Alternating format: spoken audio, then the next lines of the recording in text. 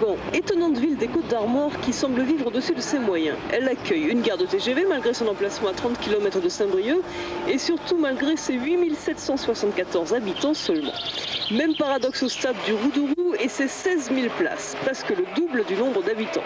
Sur le terrain, une équipe à un point de la première division menée par Francis Smerecki, élu par ses collègues entraîneur de l'année. Mais Toulouse présente le meilleur bilan des matchs retour et Calderaro et ses copains le prouvent.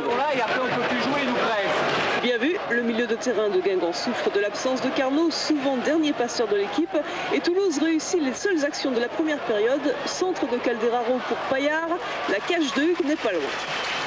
Rien de plus avant la mi-temps, 0-0, crispant, pesant sur les nerfs. Le kiné choisit mal son moment pour mettre son grain de sel. Allez hop, sur le banc.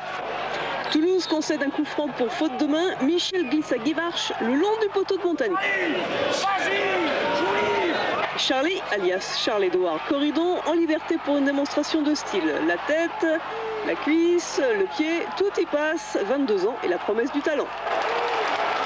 Le 8 Coco, prends-le. Le 8, c'est Paillard. Claude Michel applique la consigne et lui pique le ballon. Il dribble aussi Reynaud.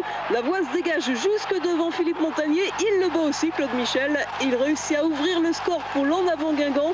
C'est la fête, l'explosion dans le stade. Une belle anticipation face à Paillard.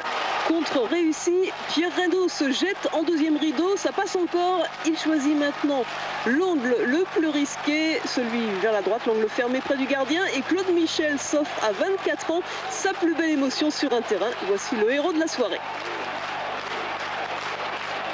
Plus que 7 minutes à jouer et Toulouse s'obstine. Un coup franc de Rémi Loret, excellent au milieu de terrain. Reprise de la tête de Salin, ça frôle le poteau.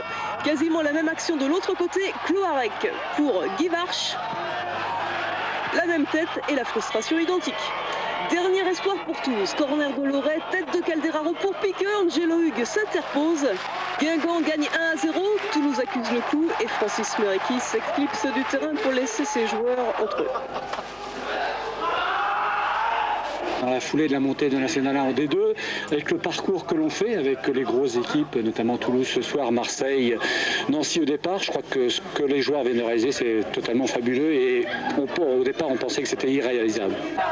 Bref, retour au vestiaire et tout le monde ressort pour un deuxième tour d'honneur à la demande du public.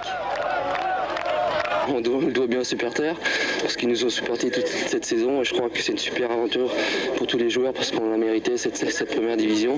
Le principal c'était de monter et puis en plus on fait honneur au public, tout le monde est content et puis on va faire la fête ensemble.